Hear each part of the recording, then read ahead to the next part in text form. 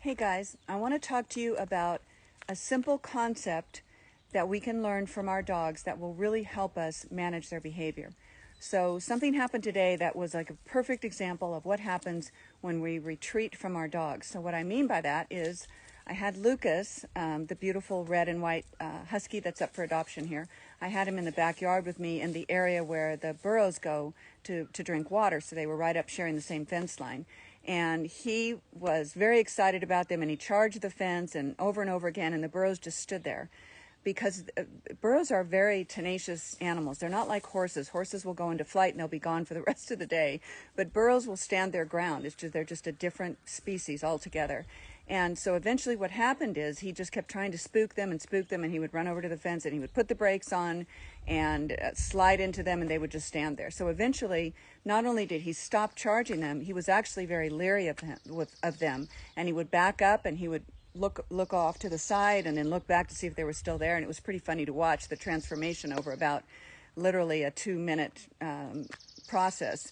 So one of the concepts that I tell my clients and my students is that it's ingrained in a dog that and a lot of animals in the animal kingdom for that matter, but it's ingrained in them that if we retreat from them, or if we back up, we're actually retreating, which means that they win and we lose. I'll give you an example of that. So if, for example, a dog is jumping on you, there are two ways to get that dog off of you if they're jumping up on you. Nobody likes that.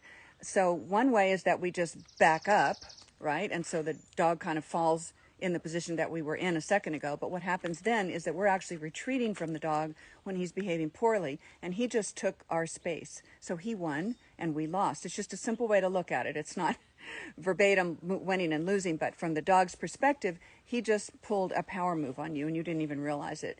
So this was a good example of it when that happened with the burros, is that it was a perfect way to see it play out where he did not they did not retreat, and so he eventually gave up.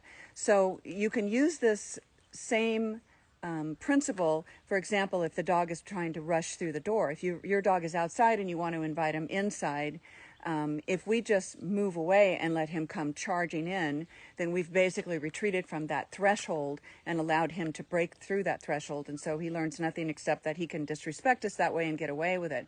So it's far better if we stand our ground, even if we don't move into him, but if we just stand our ground and teach them that the only way they're going to be able to enter that threshold is in a respectful, calm way. It makes all the difference in the world. So when in doubt, don't retreat.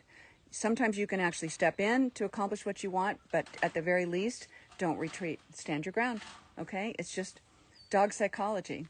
Okay, guys, hope you're having a great weekend. Bye.